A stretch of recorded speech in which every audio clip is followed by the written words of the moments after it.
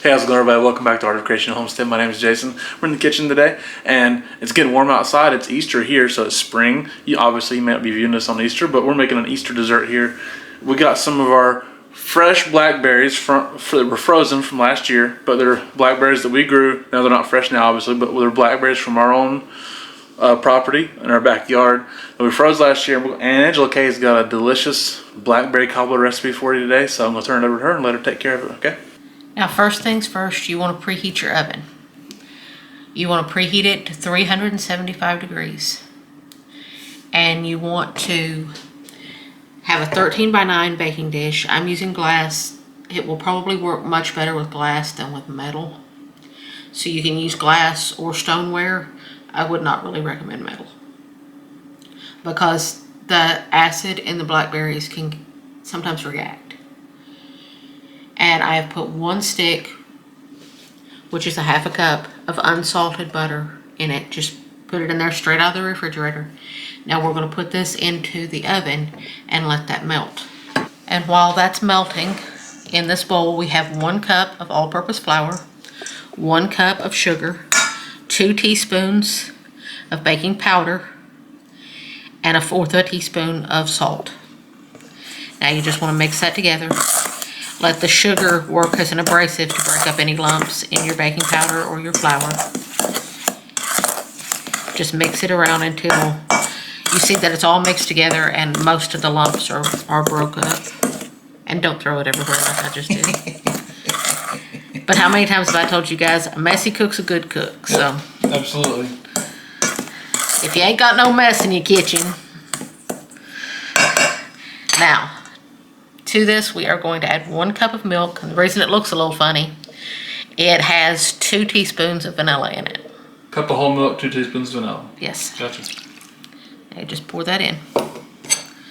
This is a very simple batter. You just mix that together.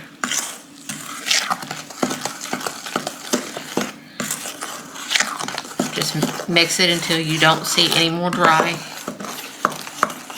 Don't over mix, but make sure that there's no more lumps of flour in it. And see, it's going to be very runny, but that's what you want. You want it kind of to be like a loose pancake batter almost. See, it's kind of like a loose pancake batter. That's where you want it at. Now, we will go over to the stove and we will deal with the blackberries. Okay, now in a saucepan, you want 6 cups of frozen or fresh blackberries. You can use either, or about 30 ounces. Give or take a little. You can throw in a few extra. It's not going to hurt anything. And we have a half a cup of granulated sugar, half a cup of packed light brown sugar. And to this we are adding 1 tablespoon of lemon juice and 2 tablespoons of water. The lemon juice is going to help the berries keep their color, and it's also going to help in the flavor. And we are going to add just a little sprinkle of cinnamon. You can add as much or as little as you want. I'm just adding just a little sprinkle. Just a little warm flavor. Just a little warm flavor. Yep. And you want to stir this around. It's going to be kind of hard because mine are frozen, so it's going to be kind of hard to stir it around at first. You have your stuff set on? I have it on about medium heat. You don't want to do it too high because the sugar content in these blackberries is so high, you don't want it to start burning. And remember, while you're letting this cook, remember to keep an eye on your butter in the oven because you don't want it to start burning. So you need this to come to a boil. I'll show you what it looks like when we're there. Now it's come to a boil, and see, you can see it bubbling here and there. Once it comes to a boil, you want to let this cook for about 2 minutes. That way it gives the fruit time to break down just a little bit and to create more syrup, because see, there's really good juice going on in there and you want that. So let it cook for about 2 minutes and then I'll show you what we do next. Now our butter's all melted and I pulled it out of the oven when it got melted. And now, see, our batter, since it's been sitting, has gotten thicker. And it's more like a pancake batter now. That's what you want. That's why you let it sit. Now you want to pour that in. Do not mix it with the butter. I know that sounds strange.